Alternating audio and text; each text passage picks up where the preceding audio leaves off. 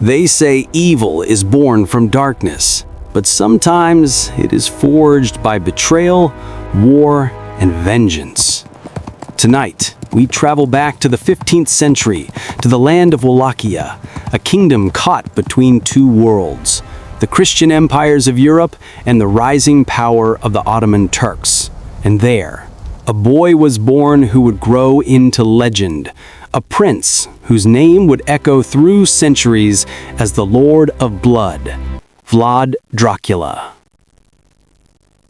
In the year 1431, in the fortress city of Sighiswara, Transylvania, a child was born to Vlad II Dracula, a member of the secret chivalric order known as the Order of the Dragon.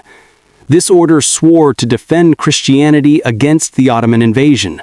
From this title, Dracula, the dragon, came the boy's name, Dracula, the son of the dragon. But the dragon's world was filled with fire. Vlad's childhood was short, his peace even shorter. At only 11, he was taken, a hostage of war given to the Ottomans as a political pawn. Imagine it, a child prince, torn from home, locked within the heart of an enemy empire. He learned their language. He studied their warfare. But inside him, a hatred began to burn, slow, patient, deadly. That hatred would one day make him both hero and monster. Years passed. The boy returned a man, hardened, trained, and full of rage. His father and brother had been murdered by his own people, betrayed by nobles and executed by his enemies. And when Vlad took back his throne, he swore it would never happen again.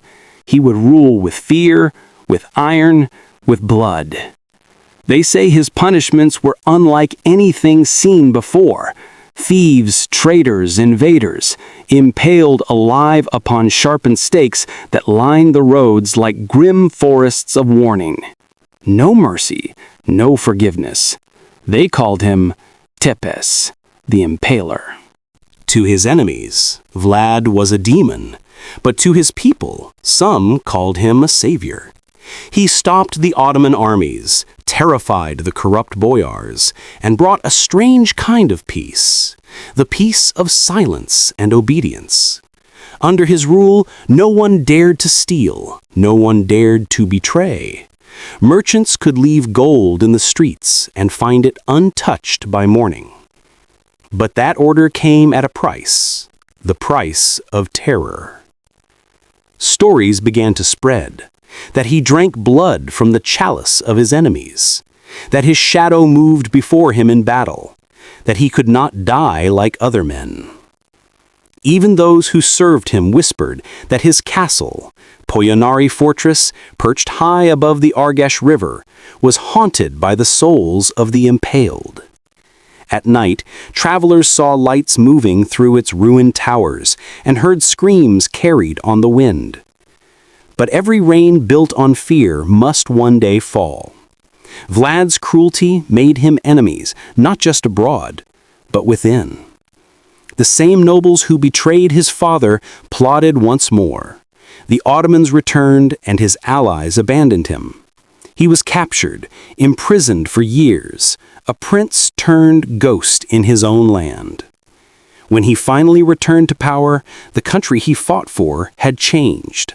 The world no longer feared the dragon's son. It pitied him. And soon after, he was gone.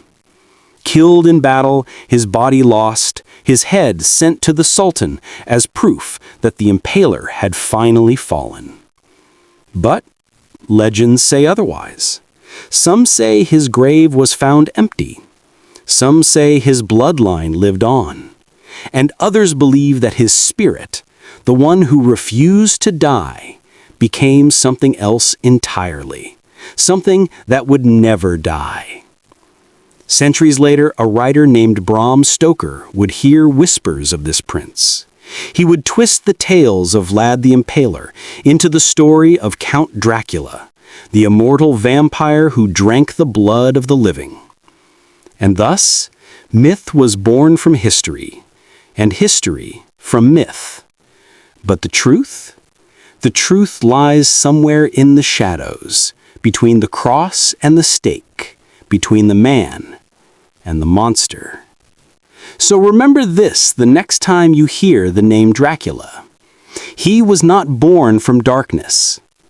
Darkness was born from him.